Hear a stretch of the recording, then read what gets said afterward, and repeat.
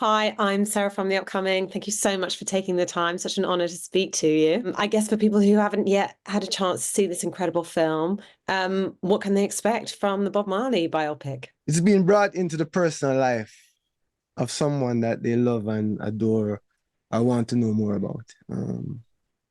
It's really going where no one has seen before. So there's new things that you didn't know.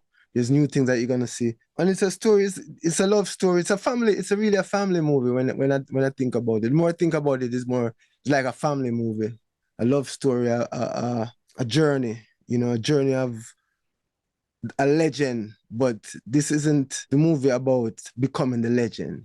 This is a movie about the man going through hardship and becoming a better human being, which causes the legend. And of course, as it's made so clear by the film, captured so well, is, despite this music coming out over 50 years ago, it still resonates so strongly today.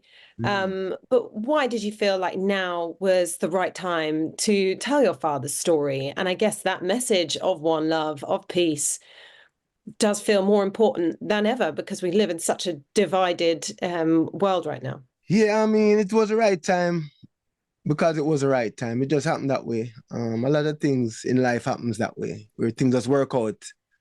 Not because you planned it that way, but that's just how it just work out, and it worked out perfectly.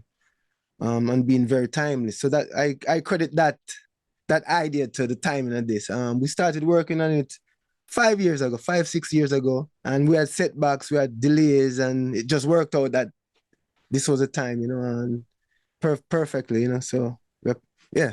And of course, choosing who you were going to collaborate with was going to be absolutely crucial, trusting who you're going to trust with your father's story. I mean, just starting with the director, Ronaldo Marcus Green. I believe it was actually his sort of, a small budget short film, Stone Cars, and rather than kind of, King Richard, that really made you Yeah. want to work with him. So maybe we can talk a bit about your collaboration. Yeah, I mean, it was the shorts that he did. I like film. I like watching movies. I appreciate the art, and so when I see something and I can feel it, and I know, yeah, that's the type of thing That's how I would want to see something portrayed. And then the personality of who Ray is as a human being also plays a part in it. And so when we spoke, the vibe and the energy was just respectful and one of mutual cooperation. Just like let us do it together the best we can do it. And so that type of attitude of working in unity with each other, that is who he is, and I appreciate that on a human level. So those were the reasons why.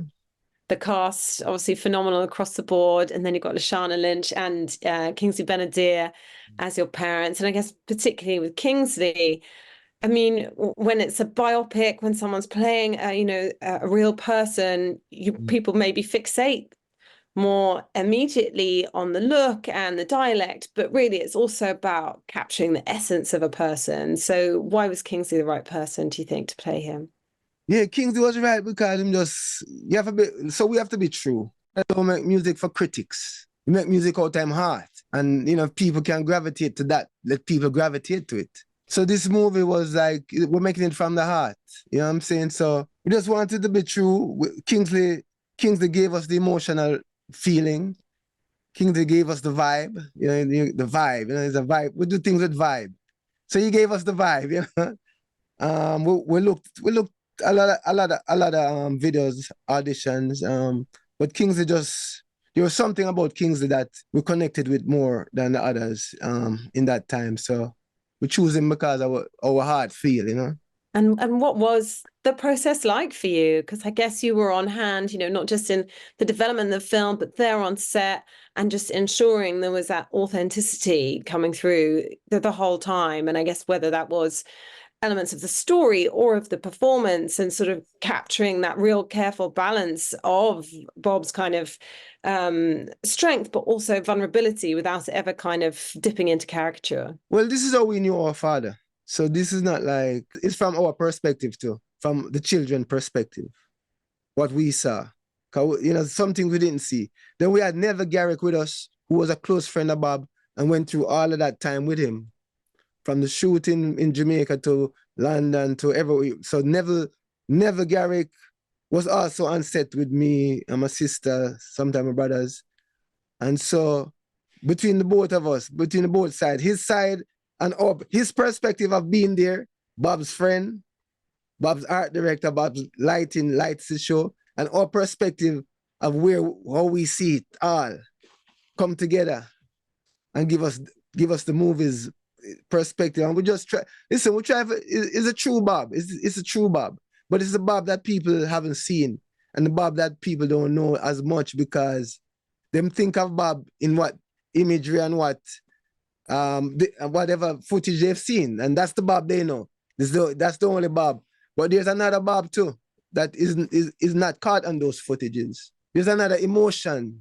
There's another song that wasn't caught on tape, and this is that other song. I would put it that way. You know, it's not on tape, so we're putting it out there now. Yeah, it's just, yeah, man, you know, yeah.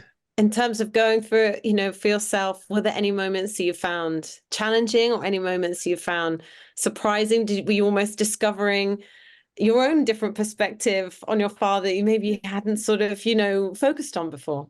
No, true. That's true.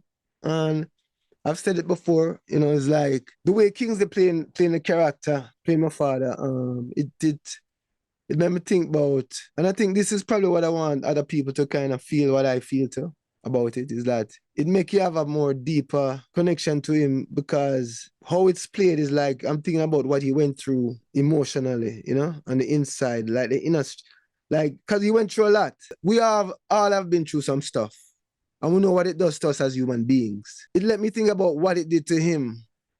Not as like this giant of a man who can take anything, but as a child, you know, as a child, you know, so it really, that's what it made me do. It made me seem like, oh man, it made me feel like he must have went through more, some other stuff that him couldn't even show up on the outside. So it made me connect to that, you know, yeah. Which I never really thought about before. Not in that way, you know, it's a little bit deeper now, you know.